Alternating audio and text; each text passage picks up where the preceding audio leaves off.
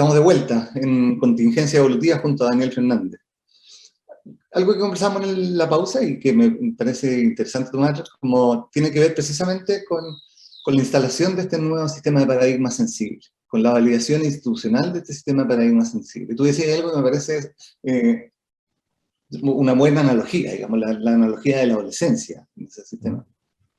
Sí, la convención, hay que entender, la convención constituyente recién se instaló y sin reglas muy claras, ¿no es cierto? Y con una especie de autogestación. Y por tanto vive una fase adolescente y hay que entenderla en ese sentido. Entenderla no significa aceptar todo lo que hace, pero sí entender desde dónde viene eso que hace. Y bueno, y va a crecer, y va a madurar, y va a haber dolores de crecimiento, y va a haber ruido, porque es muy difícil el rol que le toca, no hay un...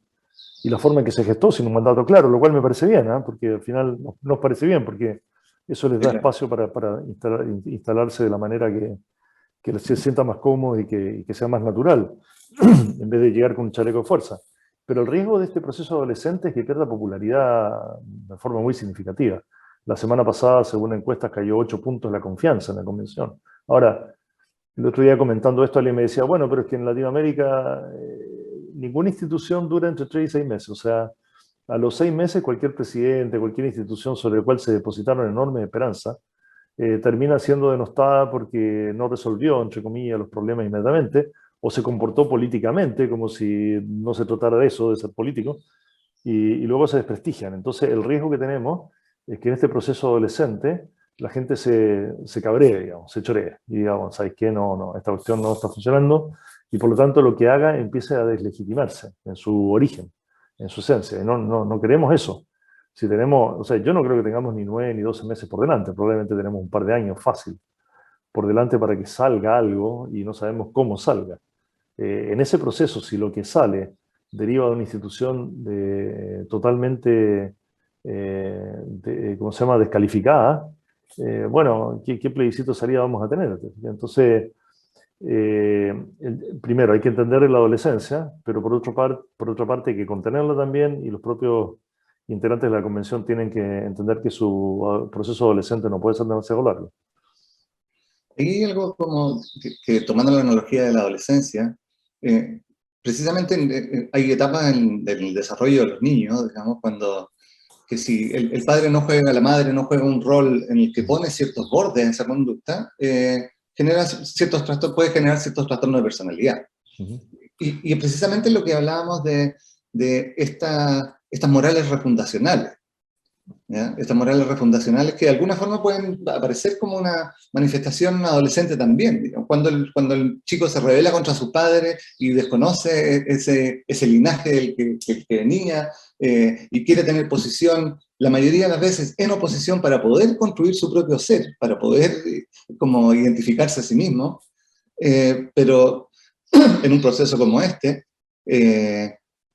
podemos tener infinitas morales refundacionales y podemos tener, digamos, y eso va a ser ingestionable. Entonces, decíamos, el paradigma de la sensibilidad como trasfondo, pero ¿cómo se hace frente a este tipo de posturas? Que lo que van a tratar de hacer, de alguna forma, es imponer una mirada por sobre otra, porque mi mirada es la válida, porque yo soy el que sostiene esta mirada y tengo el poder para sostenerla y soy válido y legítimo. Hay una complejidad y yo lo veo grande, sobre todo como en ciertos extremos, digamos, y en el fenómeno de la lista del pueblo en particular. Sí. Lo que pasa es que ahí volvemos un poco a la gestación. O sea, en realidad, del movimiento social, ¿no es cierto? Porque esto deriva de una trayectoria también histórica, de nuevo, no es instantáneo. Efectivamente, como tú decías, los adolescentes necesitan límites. De hecho buscan límites. Están todo el rato bordeando. A ver Probando el borde. Claro, hasta dónde está el borde. Y necesitan esa contención. Si no, el mundo es un mundo demasiado abierto, demasiado desestructurado, demasiado que no les permite después vivir en sociedad sanamente. O no sé si sanamente, no me gusta, pero funcionalmente. Y resulta funcional a su propio interés. Ahora, quería volver al tema del movimiento social y de la lista del pueblo. En realidad, si miramos, no fueron los 30 pesos, pero tampoco fueron los 30 años, sino que yo diría que fueron las emociones reprimidas. O sea, la manifestación originaria es una explosión emocional, que tiene raíces, evidentemente. Y como decía Freud, las emociones reprimidas quedan enterradas vivas y afloran en el peor momento y de la peor manera. Que de eso trata también el proceso adolescente. Ojo, ¿no es cierto? Que en el ajuste, en el proceso de crecimiento, hay muchos elementos traumáticos, ¿no es cierto? Que es parte de la educación o de la socialización o de la domesticación, de alguna manera, del mamífero humano, ¿no es cierto? La generación de ciertos traumas en los procesos infantiles y adolescentes.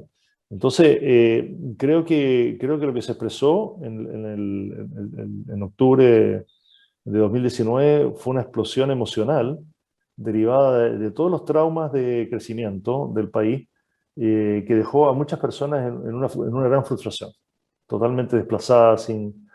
Entonces, la lista del pueblo lo que hace de alguna manera... A ver, primero, eso se gesta, después viene la marcha del millón. Pero la marcha del millón ya es, queremos nueva constitución. O sea, ahí hay un salto muy, muy fuerte. Desde la explosión, que yo creo que es emocional, no lo digo emocional en mala, al contrario. No, Son claro. las emociones reprimidas que debieron haber sido canalizadas y que no se canalizaron y que generan frustración, y emociones reprimidas por cosas que no se hicieron, o sea, emociones legítimamente originarias, ¿te fijas? Pero Pero del salto a sí. si tomamos ahí la metáfora de la adolescencia, teníamos unos padres restrictivos, coercitivos, digamos, porque que la cosa iba en algún minuto a aparecer el trauma, digamos. Claro, entonces la saltada de los torniquetes tiene que ver con eso.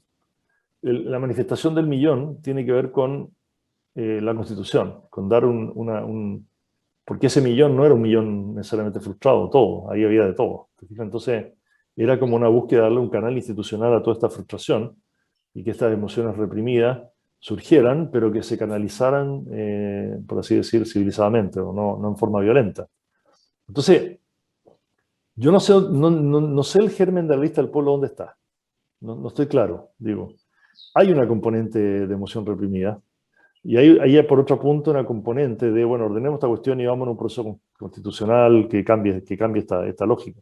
¿Mm?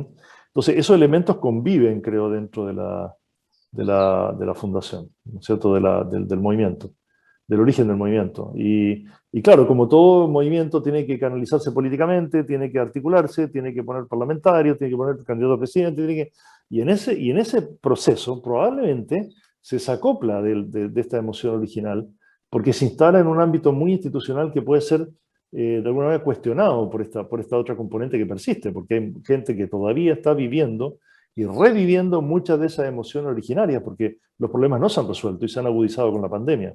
Entonces, la lista del pueblo tiene una tensión interna fuertísima al pasar de movimiento a formalizarse y perder la esencia misma de lo que fue su origen. Y creo que esa es la discusión que están teniendo. Pero de alguna forma poder mirar como el, el origen el origen reactivo, de alguna forma, de entrar ya a jugar en este contexto, porque entran a jugar como una lista para poder estar en la Constitución y consiguen, o sea, ojalá los partidos políticos hubieran querido la cantidad si la democracia cristiana hubiera querido la cantidad de participantes que tienen. Pero, pero adentro, ¿qué es lo que hay? Digamos? ¿Cuáles son las intenciones? Porque la intención refundacional es necesaria para el despegue. Yo necesito hacer la diferenciación de lo que había para poder generar una estructura de ego relativamente sana. Pero no me puedo pasar la vida en eso, porque resulta que la cosa tiene que llegar a una nueva institucionalidad, a una nueva forma, y si esa forma es nuevamente polar, va a ser un retroceso nuevamente, digamos. Y nos podemos pasar ahí en los polos para un lado y el otro durante mucho rato, con el riesgo que el sector de la élite tiene una orientación particular, digamos. Entonces, como en ese polo, la cosa, si sigue atrincherada y si sigue con una conversación refundacional, es complejo de gestionar, y va a ser complejo para gestionarlo a ellos adentro también, digamos, entre ellos. Ya hay algunos que se están descolgando. Sí. Sí, la virtud, creo, del movimiento también, la lista del pueblo, es que tiene, a alguien le puede caer mal lo que voy a decir, pero tiene arrinconada a la élite. Yo creo que es una virtud. Es decir, todavía estamos, uno lo ve en el día a día, digamos, en una élite que no toda, digamos, alguna está tomando conciencia, pero que está arrinconada, está claramente arrinconada, parapetada, todavía en la emoción esta de la sorpresa, ¿no es cierto?, y del desencanto, pero no dándose cuenta que tiene que soltar todavía, tiene que soltar y colaborar en la conducción, y eso por un lado. Y por otro lado tenemos esta lista del pueblo que no logra todavía cuajar en un movimiento político. Como decíamos antes, que tal vez al formalizarlo traicione su origen. Y eso es lo que genera estas salidas de integrantes que renuncian y que dicen, bueno, yo pensé que estábamos por otra cosa, digamos. Yo pensé que ya había pasado un poquito de nuestra adolescencia y ahora estábamos en una cuestión más constructiva, donde digamos, pero si empezamos a vetar y no queremos que las vicepresidencias estén representados todas las visiones que hay en la convención, ¿de qué convención estamos hablando? ¿Te fijas? Porque la lista del pueblo también tiene una desconfianza demasiado grande por las componentes de élite que están instaladas allí. ¿Te fijas? Porque Cubillos y otros personajes representan esa élite. Representan claro. el brazo político de esa élite. ¿Mm? Alguien mostraba igual el otro día, creo que fue Rodrigo Valdés en una reunión que tuvimos, en una conversación, mostraba cómo los apellidos originarios, ¿no es cierto?, aristocráticos chilenos, cuando uno mira la Convención Constituyente, la elección de gobernador, etcétera, habían caído dramáticamente, ¿ya? Es un poquito un artefacto eso, porque, bueno, ¿cuáles son los apellidos de la aristocracia? Bueno, pero sí revela eso, revela el recambio, pero un recambio que todavía no se articula. Y probablemente lo que está haciendo, el rol que está jugando en este momento de esta lista, tiene que ver con también mostrar una realidad invisibilizada. O sea, mostrar, probablemente ahí están los puntos de rating en los programas de televisión, están como, no estamos en la élite ilustrada, ni en la clase media aspiracional, como estamos como en el Chile profundo. En lo masivo. Bueno, Sí. estamos llegando al final del programa. Le agradecemos a todos por acompañarnos y la verdad que lo que revela nuestra derivación de temas y todo, yo creo que muestra el contexto en el que estamos. Mucha cosa en la superficie, mucho movimiento, tal vez poca decantación, pero esto es parte del proceso, en la reflexión, el análisis, la discusión, y nosotros queremos hacerlo en una perspectiva de un poco más largo aliento que la contingencia diaria. Así que le agradecemos, gracias Pablo, de nuevo por la conversación a todos y nos vemos en unos 15 días más en Contingencia Evolutiva.